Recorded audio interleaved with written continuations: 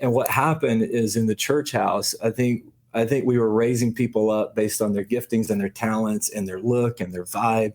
And I think we forgot like some foundational things. Like when the winds hit, it's not the decor, it's not your gifting, it's not your talent.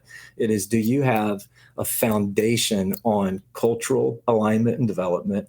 Do you have character formation and identity? Do you have doctrinal and theological congruence? And do you have core competencies in your life? And we don't think about those things all the time, but when they're not there, when the storm hits, you find out real quick what you've built. This is the Leading Second podcast, where we are on a mission to equip local churches everywhere to raise uncommon leaders. The Leading Second podcast releases every Thursday morning, so hit follow and share this episode with your team. Now, let's jump into another episode for all of us who lead from the middle. From the second chair, for the second chair. This is Leading Second.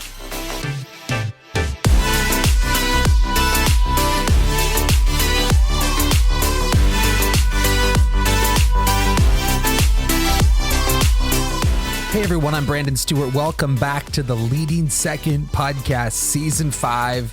So excited and honored, really, that you found your way to this space and you're here today. If you're new to the podcast, I feel like we have a lot of fresh engagement right now. I just wanted to say welcome to your new tribe. If you lead from the middle in your church, you just have this heart, you love God's church, you want to get it right for your pastor, maybe you serve on staff, maybe you serve as a volunteer, whatever the case may be. If that's you and you just want to be what we call an uncommon church builder, you found your home, you found your place, you found your tribe. We're here to build you up in your calling and in your service toward God's church. So excited you're here today. And man, we've just got so much coming up in the life of Leading Second. If I haven't had a chance to do so personally, I want to personally invite you on behalf of Lindsay and I to join us at Leading Second Camp, our 2 conference-style events happening next spring, next February in Salt Lake City, Utah, and next March in Calgary, Alberta. First time to be at 2 events in 2 nations. Hello. And we're just believing for a great day. It's our opportunity to come together and fan into flame the gift of God that is in you, like Paul's instruction to Timothy, because we believe on the inside of every second chair leader, every leader in the middle, there is a call of God. There is a lane for you to run in ministry. There's a vital role you play for your pastor and for your church team. And we just want to build that up. It's your personal summit. It's your personal day with God to hear messages tailored toward your unique place in church life. So leadingsecondcamp.com has all the details for you. I would just love for you to feel invited to come and be with us at one of those events. It won't be the same without you. Bring your team. Don't come alone. It's going to be awesome. So today we are beginning a 4-part series that I'm really excited about in the life of Leading Second. Today, we're kicking off a conversation on things that will take you out of ministry. I know that just got heavy fast, but I think it's important that we take time here or there to talk about some things that are weighty, some things that are necessary. Because what I've learned after 21 years in ministry, I've grown up in the same church. What I've learned about longevity is that there will come different seasons and different times where you will experience things that will try to get you out of the game. And we just want to shine light on those things. We want to give the devil no foothold in our life so that we can run strong for the kingdom. And ultimately hear those words we long to hear, well done, my good and faithful servant. So today we're going to start by having a really important conversation on cultural alignment and congruence. And I've invited the team from CoastLife Church in Venice, Florida to kick this series off with me today. So I hope your heart's open. I hope wherever you're listening to this today, this episode finds you receptive. Without further ado, here's my conversation with CoastLife team on things that will take you out of ministry. Let's go. Well, hey, I am so excited today to welcome back to the podcast the CoastLife Church team. Say what's up to everybody. Hey. Come on, some of my favorites. Don't tell the others. But I love you guys a lot. And today we are going to have a vital conversation for all of us who lead from the middle. I'm going to go so far as to say today's conversation could save your life. I believe in it at that level. Today we're having a conversation on things that will take you out of ministry. And I just know that ministry, it has its challenges. Ministry has its potholes. Ministry also has lifestyle and living requirements on it. You know, the Bible warns us, don't all of you desire to be leaders because you're called to live at a higher level. You bring upon yourself the stricter judgment, as the Bible says. So I think there's some conversations that are important that we get right, and we want to have those here on the podcast. So first of all, from CoastLife Church, I am joined by Pastor Jason Warman, the lead pastor of the church. Why don't you say hello to everybody, Pastor Jason? What's up, everybody? So honored to be with our Leading Second family. Love getting to hang with Brandon and all the family that are part of Leading Second. What an incredible ministry and training resource, and everything that Leading Second is doing. Just an honor to be a part of today's conversation, a really needed conversation. Yeah, and you are just that. You are family to us. We love y'all. Of course, I've been blessed to come around there for a long time, but y'all are part of our tribe in yes, we do. And you're part of our tribe in many ways, and we love you. And then I am so excited to have Trevor and Laydi Ritchie on the podcast from the team. Say what's up to everybody, guys. What's up, everybody? Y'all are brilliant leaders, brilliant culture creators. If you can't preach well in front of Trevor sitting on the front row, him like standing up, front row culture on Max, it's like stomping the stage with his hand, you know, like if you can't preach well on that, you just quit. I don't know. That's it. Gotta keep the heartbeat up. You do. I'll never forget. The first time I met you, I think, was just walking into a Saturday night service at CoastLife, and I thought, my God, what has got into this guy? This is amazing. This is awesome. I think we just came from Miami. It was a little bit of Cuban coffee, I think, still running in the veins. I love it. But I'm having fun, but you guys are great culture leaders and creators, which is exactly why I thought to have this conversation with you today. And you also maybe tell everybody what you do in terms of leadership development at CoastLife. Well, I am the executive programming director, so I oversee our worship, creative, and production teams, and really just, you know, what an honor it is to help build those teams up and oversee all of our serve team members that join us. And, you know, all my favorite things is making sure that our weekend services are happening with excellence. And that's one of the greatest honors of my life, is to be able to work with people and help our pastor's vision just come to life. And then I serve as our executive next gen director. So I get the honor and privilege to lead our kids, youth, and now our internship that's going to be turning a year old in January. And so just a lot of different leadership development opportunities in the next generation, and just seeing them lead strong all the way from when they're kids, start serving, and then leading a strong youth group. It's a student-run youth group, so we get to see their leadership skills on display, and then they file down into that internship. So it's a great opportunity to see that be cultivated and be healthy. So, and that's what you guys are doing is so special. And we won't make too much of this today, but we have to say at the time of the recording, y'all are about 3 weeks out from a pretty direct hit from Hurricane Ian. Yep. On the west coast of Florida. And first of all, we have prayed for you. We love you guys. What a blessing you all have been able to be there in that community in this time. But also, I was talking to a member of your team the other day, and it was like a week or two out, and you guys were already having leadership night again or something. I thought, how hardcore is this church?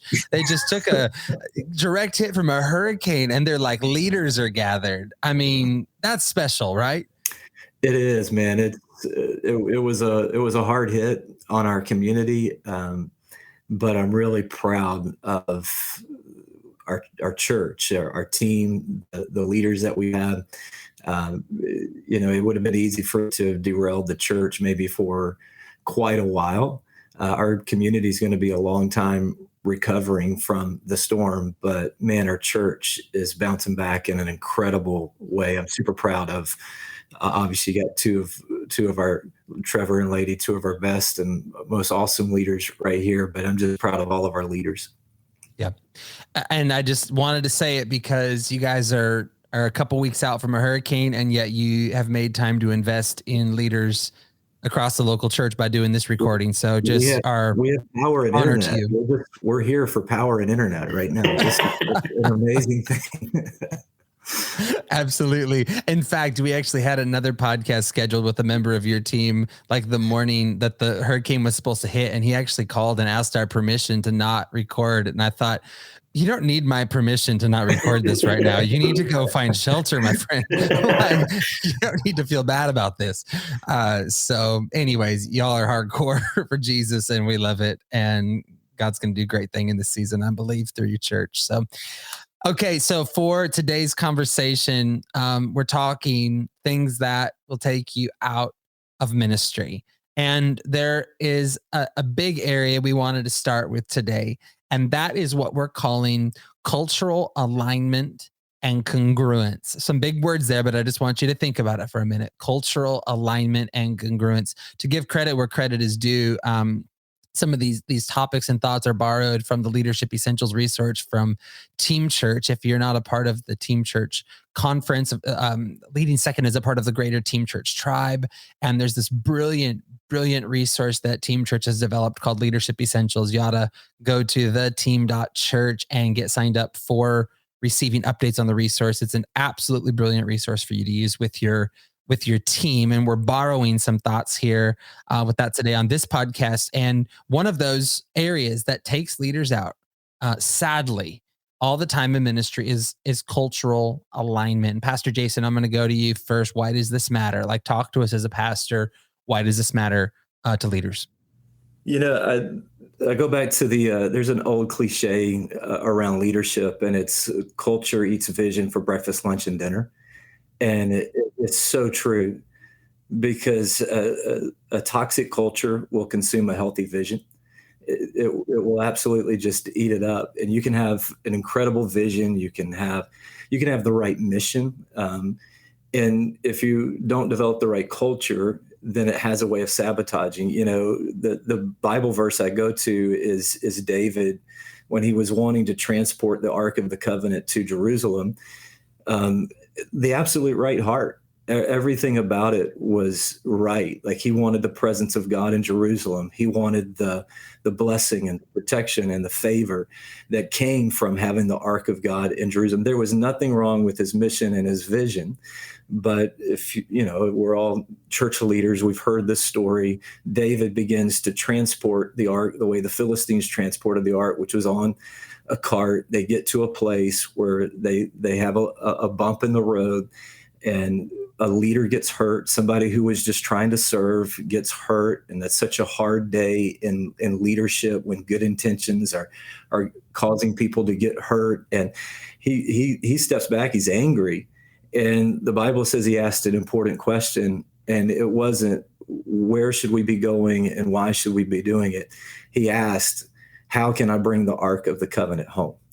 And when you talk about culture, you're talking about answering the how question. Mission is your why. Vision is your where. But sometimes what gets overlooked is your how. And I believe God is actually concerned about our how, not just the results that we're producing, not just the things that we're trying to manufacture and do and all the things we're trying to produce. I think God is actually in the how. And the Bible says he took 90 days and he started to think about, how can we do this in a way that's God honoring? How can we do this the way that God wants us to do it? He finds out he needs to get some Levites back involved, and there's some leaders that need to help carry the weight with him. And there's, all of these things that happen. And then you see, when he answers the how question, you see that he's able to accomplish fulfilling the vision and the mission that he had. Right. And when we don't answer the how question, it's so hard to grow. That's the problem with with culture is when you try to add something, it exposes whether or not you have a healthy culture. So as long as you keep it small, maybe sometimes some cultural things can get overlooked. But the moment you're like, okay, well, we want to add this leader. Well, when you add that leader, you find out whether or not you have a healthy culture. Right. We want to add this ministry. And what happens is, we learned this lesson the hard way. Like we had somebody come in and just check our church out, and they were like, hey, what you're doing in the auditorium is great, but your growth track doesn't match your auditorium. That's right. Like, it's the culture isn't extending to your growth track. Wow. And I call it a Frankenstein culture. It's like one team's doing it one way, one leader's doing it one way, and everybody has a different how based on an opinion or a thought that each leader has. And that's the power of culture, is it takes away all of if you get on this team, this leader does it this way. And if you get on this team, this leader does it that way. It creates a consistency, because when somebody comes to a Sunday experience and they enjoy the church, I don't want them to go have a completely different experience when they go to a small group. I want the group they go to feel like the Sunday experience that they were in. When they go drop their kids off at kids ministry, I don't want kids ministry to have a different body part than the rest of the church family. Right. It should all be connected. And I think that's why the power of culture is it's creating a level of consistency that we can serve people with excellence, that we can answer the how. And if we don't answer the how, then it starts sabotaging why we're doing what we're doing, trying to reach people and where we're trying to go, the vision we're trying to fulfill. And I just think it's really important that we answer the how question. That is an absolute brilliant setup on culture. And I think every leader listening would do yourself just to pause this right now and consider the clarity around your church's culture, considering how you're approaching that. But then this episode is taking it to cultural alignment. So this episode is about things that'll take you out of ministry. I just want to hear from a couple of you, why will misalignment or a sustained misalignment in this area take somebody out of ministry? Why do we say that so boldly about this topic? I'll lead off on this one because it's something I'm so passionate about. Like, I love what our Team Church Tribe is producing in the Leadership Essentials, because the common thing I kept hearing from pastor friends after 2020, which I know we don't all like to talk about that very much these days, but the thing that I kept hearing was, I thought I built more than this. And when it was all said and done, it was like, man, I'm one of those. It's like, man, I thought we were stronger than that. I thought we had built something more than that. And the example that we used at Team Church Conference was of a house. When you walk into a house and you see the way somebody's furnished it and somebody's put the decor, it's beautiful. What you don't pay attention to is the foundation and the roof. And, we just had a Cat 4 hurricane here in Florida, and I was not worried about the decor of my house in that moment. I was wondering, is my roof on and is my foundation solid? Because when the winds came, any vulnerability in a house got exposed in that storm, and it would be used to rip it apart. And it wasn't how nice your couch was. It wasn't your new lighting fixtures and what paint color. Not that doesn't matter. Any other, I'm into all that aesthetics and all of that. And what happened is, in the church house, I think we were raising people up based on their giftings and their talents and their look and their vibe. And I think we forgot like some foundational things. Like when the winds hit, it's not the decor, it's not your gifting, it's not your talent. It is, do you have a foundation on cultural alignment and development? Do you have character formation and identity? Do you have doctrinal and theological congruence? And do you have core competencies in your life?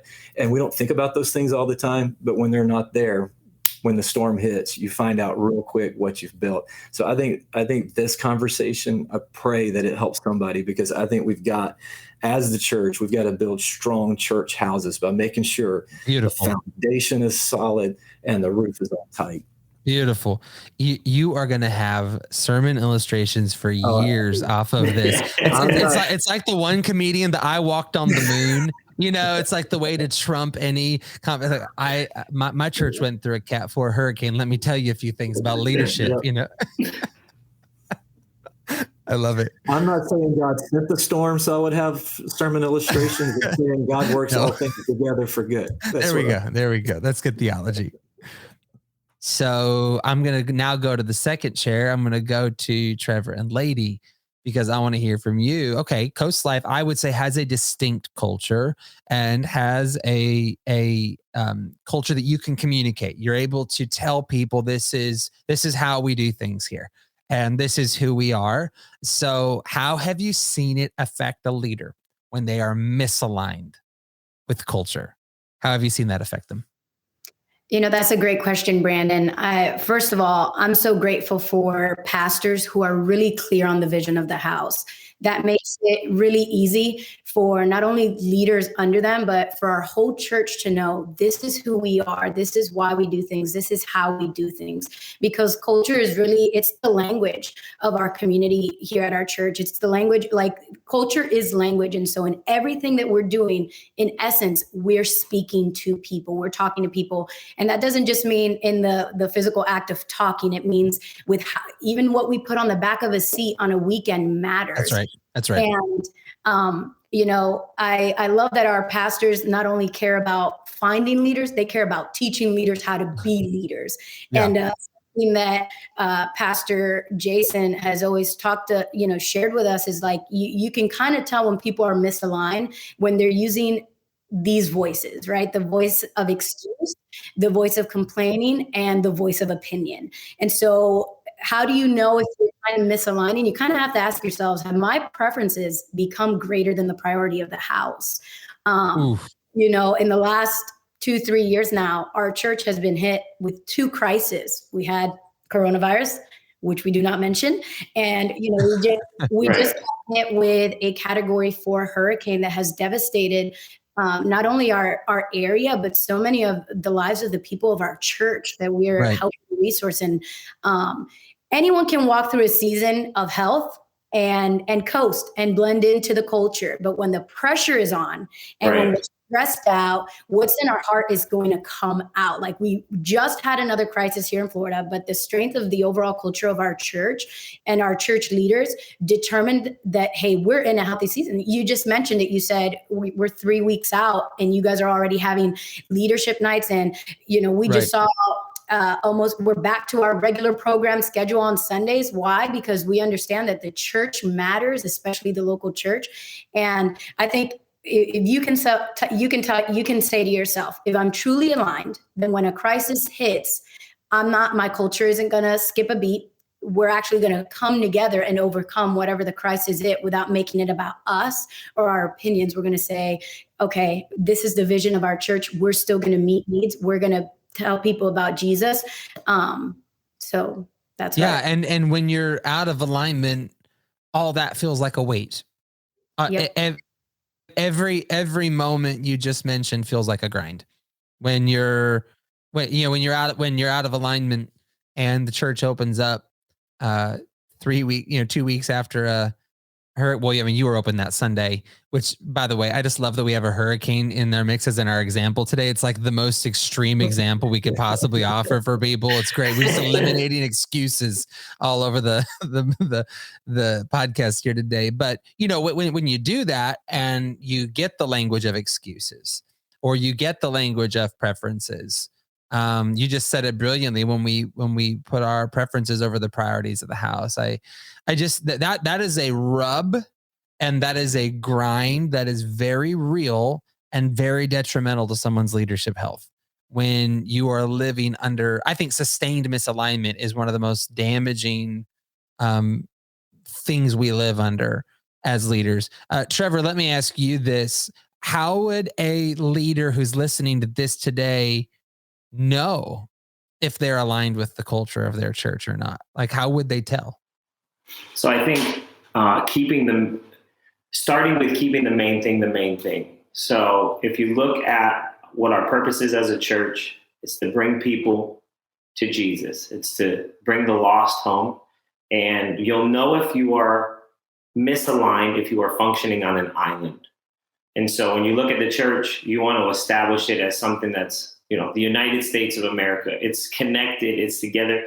If you start running ministry on a team and you start to look like Hawaii, so everybody is on their own island running with their own priorities. I think that's when you have to start asking yourself, like, we all have a vision for our own ministry, right? So we get a vision from our pastors, and each of us may have but we have that next step of vision for our ministry that we're over. But when that becomes the priority of our day, so sometimes it's just asking yourself, what does my day-to-day activity look like? And if my priorities, again, are that I'm doing my thing over the main thing. So when our pastors set vision for us, that is the main thing. We're driving and moving the church forward. And so then I have to make sure that my ministry is moving the mission and the vision of the house forward. And so if I start prioritizing things throughout the week and those things start to take a back, and then we start getting checked on, hey, have you gotten this done? I love it. Pastor Jason sometimes will hit us with, that's great that you did that, but did I ask you to do that? And so that's great that we're getting things done, but if we are not keeping the main thing, and so the main thing is to build church on Sunday. Sunday is the priority, getting people into the house, getting people saved, moving them from their one next step to another. And each of us in all of our ministries have a part to play in that. And so as a leader listening, I would just go through my day-to-day practically. What does it look like? What am I prioritizing throughout the week? And is the forefront of my mind thinking, is this moving Sunday forward? And I think if every team member does that, keeps the main thing, I think alignment is just something that happens. We're united under that one vision. We're going to move Sundays forward. How about if somebody else gets past the ball and you get looked over? How about that moment where, like, does that reveal something about, because you're kind of going after this me versus we tension, and I think it's a very interesting moment when, somebody else gets called on, gets past the ball, gets the opportunity that maybe you were wanting. It's a revealing moment. Am I in it for the house or am I in it for me? I shouldn't say this because this is one of my little hacks, but when I'm interviewing team members and doing observation at church, it's the language I'm listening for. Are they referring to this house as we, or are they referring to this house as they and me? I shouldn't say that because I just gave it away, but that's a huge tell right from the beginning. And then I think it calls out the disconnection between whether or not this is about the individual or the organization. So like moving from verbiage like you to we to y'all, y'all did this, to an us mentality. That's when you start moving from team members to saying, okay, I'm actually part of something. It's not about me getting the opportunity, but it's about the fact that the right person getting the opportunity. I think God will do that intentionally, will draw attention to someone else, really to check our hearts. Like, why are you actually in this? Are you in this to build your name, or are we in this to build the name of Jesus? And I think it's an important thing to go through as a leader, is actually to be passed over so that you can, in that moment, say, okay, why did you get into this in the first place? Right. What keeps the two of you aligned to the vision and culture of this house? I'll take that one. I would say having a really deep level of honesty and vulnerability with our team. Again, sorry, Brandon, we've got the world's greatest pastors. Like they just really just create a space for us to say, there have been times where I just kind of throw my hands up and I'm like, guys, this sucks. And they're like, we know this stuff, lady, how are we going to get through it? And I'm like, okay, it just provides a space where, like, being able to be honest, open, transparent, like, I feel like that just allows for when we're going to step into something new, like, it allows us to go, okay, we can do this together. It again, creating that we mentality, that us mentality, that we're right behind our pastors, holding their hands up, saying this, we're part of this vision, and they're including us in that vision, saying we're doing this together. And I feel like that really just allows us to deepen the culture in our teams, because it doesn't just stop at the staff level or at the executive level. That really pours out, because I'm going to my teams and then I'm saying, all right, guys, how are we stepping into this next thing? Tell me your fears, tell me your concerns. And then we're saying, all right, but that's just what they are. Now, how are we going to get through this? I think it kind of helps create a consistent, tenacious spirit where we're presented with something new. We're not going to we're not going to tap out. We're going to say, okay, we're going to stand firm. We might have some questions, but we're going to persevere and move forward. It always reminds me of that scripture, iron sharpening iron. It's saying that we're all in this together. And so we're going to make sure that we're, even when we're presented with something new, we're expectant that we can overcome it. We can do this with excellence and all of that. Yeah. And you just led me to my next question. And I'm just going to have you, any of you expand on this one, but when does a team member move from simply being aligned themselves to also being able to develop culture in others? Because this is what it means to lead, is not just that I'm with pastor and I'm with the church and culture, but I actually know how to develop it in others, call it out in others, cultivate it in others. When does a team member cross that line and move into that space? You have any thoughts? So the first thought that came to mind, actually, I was in the education system for 5 years. And I don't know if you've ever heard of Bloom's taxonomy of understanding, but it's this idea of Absolutely not. Okay. Well, it's actually, you ready? But as soon as I say it, you're going to be like, yes, it makes sense. There's 6 levels of understanding. And so when we talk about students and giving them a test, you're assessing the level of understanding that they have, right? So knowledge would be the first one. It's very easy for me to tell you, hey, we're going to take a test and it's going to be on memorizing words. You're going to go home, you will memorize the spelling, come back, regurgitate them. And it does not mean that you have learned anything. So there's different levels in education that we test and assess our students at. And so these are the 6 levels. It's remembering, understanding, applying, analyzing, evaluating, and creating. And we actually naturally do it with leaders. Right. So somebody steps into our church and they immediately can remember the culture because they've been through the worship experience. So again, they can tell you, they do some praise songs, some worship songs. There's some announcements somewhere in there. They start to remember, but it does not mean that they understand. That's when we start intentionally going through the process of saying, hey, there's a growth track.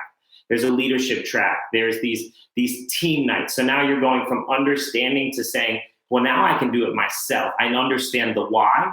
And so now I'm going to start applying the culture. You do a shadow experience when somebody's serving.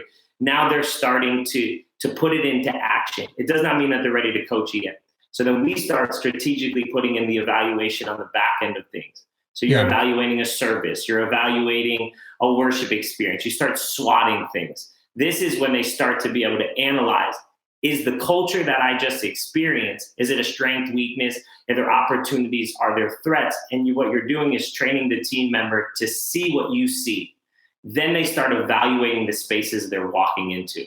Now this is when you can start seeing whether or not can you coach this? Can you not only analyze it, but can you evaluate it and realize that is actually not what we do? And then we speak to it. When you're evaluating, you're saying, hey, that's not us. This is actually not the direction that we go. Hey, these aren't words that we actually don't use words like that. Hey, we do that this way. Yeah. And now we're protecting the how. And then that last and final step, that would be your director level, the people who start creating culture that fits into the paradigm and the vision of the church. Yeah. And now these are people that are beyond they've used in the education system for so long. And I just think naturally in the church, we've picked up on this is leadership developed at its simplest because it's the way that our minds actually obtain knowledge and then apply it. So I think once you get to that analyzing, evaluating stage, then you're saying, as a leader, I can get something out of you. And now you can actually replicate what you've seen happen here and you understand why. Brilliant answer. I love it. Pastor Jason, I'm going to go back to you for a minute. What does it look like for a team member to deepen the culture of the team? Like give us a picture of that. Cause I'm sure you've seen some leaders do this well on the team over the years, certain not do this well. Like give us a picture. What does it look like for a team member to really thrive at deepening the culture of the team? Trevor just walked us through that. There's just it's brilliant. And just really the practical side of that is how you deepen it. When I think about them, first of all, a leader has to want to understand culture. Like I'm not forcing culture on Trevor and Laydi. Their hearts are, they get it. They want to understand the culture. They want to apply it. So I think one is it's a leader who has an awareness of culture. And then we train that culture is what you celebrate and what you correct. So if you're going to celebrate, like one of the things people do without realizing it to harm culture is they start celebrating people for stuff that isn't cultural. It's like, hey, this person did this, and they're celebrating it. And as a leader, you're just sitting there thinking that person really shouldn't have done that. They shouldn't have owned that project by themselves. We're a team church. Like, sure, they were here 24 hours a day, 7 days, all day this week. But actually, the better thing would have been to have passed it on to a team.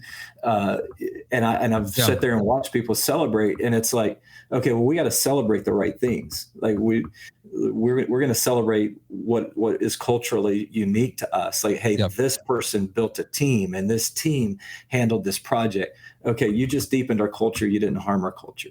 And then you deepen it when you correct the right things. It's like, no, it's not just based on my opinion. It's like, oh, I didn't like that song, or I didn't like it when you said that. It's like, no, I'm going to give it a cultural context. Hey, this is how this is the language we would use in saying that thing that you just said. So you're coaching and you're correcting, but you have to have an awareness of it first. You have to have an understanding of it first, all the things Trevor just walked through. And then you celebrate and correct, and then you're deepening the culture, because every time you do something as a leader and you're like, hey, we're going to celebrate, we're going to honor this person, which is a cultural thing in itself, but are you honoring the right things? Right. Because if not, you're actually what you celebrate gets repeated. It's what people realize. Hey, that's what people's eyes are on. That's right. That's how I win here. That's what gets recognized here. And so it really gets important, not just that you celebrate and correct, but it's what you celebrate and correct, and then how you do it. You just said it so well, and I want to make sure everyone's grabbing it here. I've heard it kind of said that what you celebrate and correct are kind of the guardrails, or maybe like the bumpers on the bowling lane. It's how you win. It's how you score points, but over only using one or the other, that could be a ditch on both sides of the road as well. Right. You can have a culture that only celebrates and never corrects, and you can have a culture that only corrects and never celebrates. And both of those would be a ditch. I actually think maybe the most common one I'm coming up against right now is cultures that only celebrate. I know teams want to win right now. I know leaders are looking for wins. I know that there's been heaviness to the season, and I actually see a lot of leaders shying away from confrontation and shying away from correction, but it means as much to your culture as anything. So please celebrate and please party, but please correct. Your team won't see it as death. They will see it as love. They will see my leader loved me enough to pour into me and correct. Yeah, it's easy to correct until you put a face and a name to the thing you need to correct. Yeah, exactly. It's easy for me to be critical of my favorite football team. I don't know any of those people. I can be analytical, critical. Yeah. It's a lot different when it's somebody I'm going to sit face to face with. And to me, that's the other thing I would say is a leader has to have the conviction of culture. Do you really have a conviction about the culture that you're in? Because if it's something you're like, yeah, that's great for them, then you don't have the conviction to genuinely. I think Laydi's talked about authenticity. You don't have the authenticity to really say this matters to our church. This matters to our leadership culture. It matters because that comes out of a genuine conviction that you're being honest with a person. Hey, I need to correct this because this is something we really believe in. And it's not just, like you said, it's not just they believe it. It's I believe that this is a core value to me. Trevor, Laydi, I love your perspective today. Let's land the plane with this one. What would you say to a leader who is out of alignment right now when it comes to culture? Like we've nailed it today, and they're there. They don't feel the conviction about it, or they have disagree that they're living under. Just talk right to their heart right now. Like, what would you say to them? I'd say that the culture of the house, or the how of how you're doing church and is actually more important to your personal life than you may understand. I can speak from a first generation Christian. A lot of us are trying to reshape and rebuild the way that you do, how you do life. And if you're planted in a healthy church with a healthy vision, with a healthy culture, and you are misaligned, it is probably the fact that you are leaning on something that is unhealthy in this season. And recognizing, I love it because you said this talk may actually save your life. It may, because it actually may save your faith if you can have an honest evaluation of yourself in this season and say, if my pastors are healthy, if the vision is reaching people and moving church forward, and the culture, the how is biblically aligned based on our values and our standards and our sound, and I'm the one that's misaligned, it may be that you have stepped back into an unhealthy season, and this may be God calling it back out of you. Like, okay, you went through something, we went through COVID, whatever it may be that you've this season you're in right now, this may be pointing out unhealth in you that, and God is trying to say, hey, that's gotta go. The church doesn't have to go. The culture doesn't have to go. What's in you that's not from me has to go. And so let's look at whatever the heart issue is, and let's deal with it, because if we're honest, we at our core, we are sinners. And so if we can be honest, it wasn't a big deal when we got saved. We were like, oh yeah, I'm a sinner. But even now in leadership, we lean on those things that are unhealthy. They could take us out of ministry, but it could also take you away from your faith. And so allowing your pastors and your leaders to hold you accountable. And when they show up at your front door and they say, hey man, you're misaligned this season, you're unhealthy, taking that and saying, well, they love me.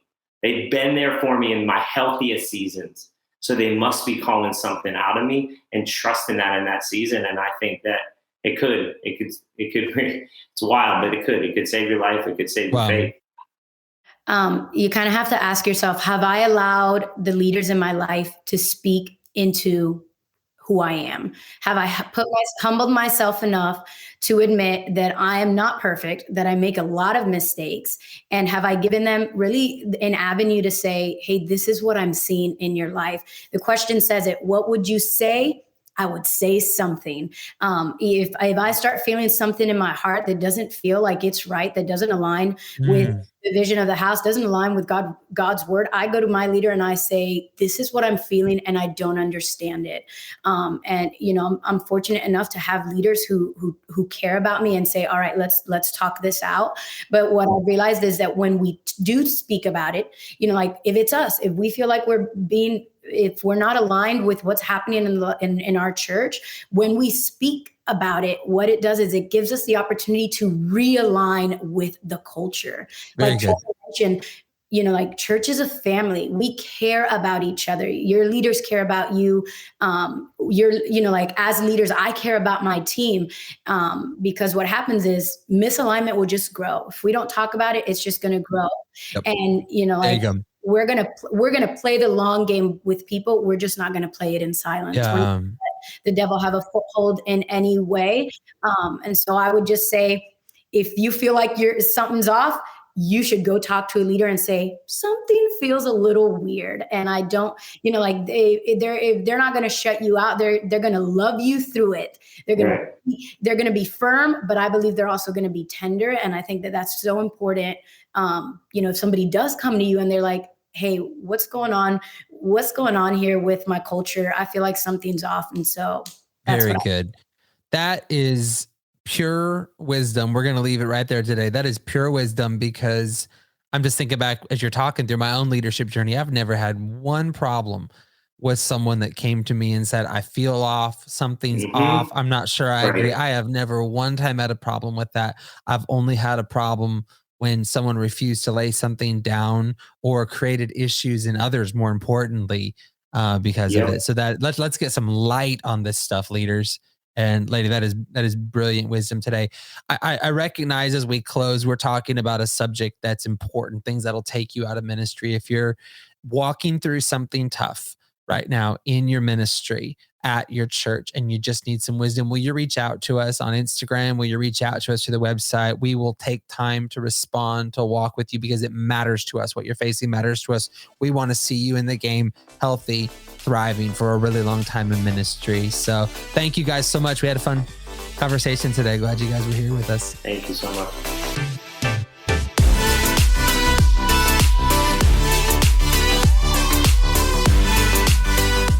Thank you so much for joining us today. To find the episode guide, visit our website at leadingsecond.com/podcast. You can also follow us on Instagram at Leading Second. And if you're looking to connect with other second chair leaders, be sure to join us in the Leading Second Collective on Facebook.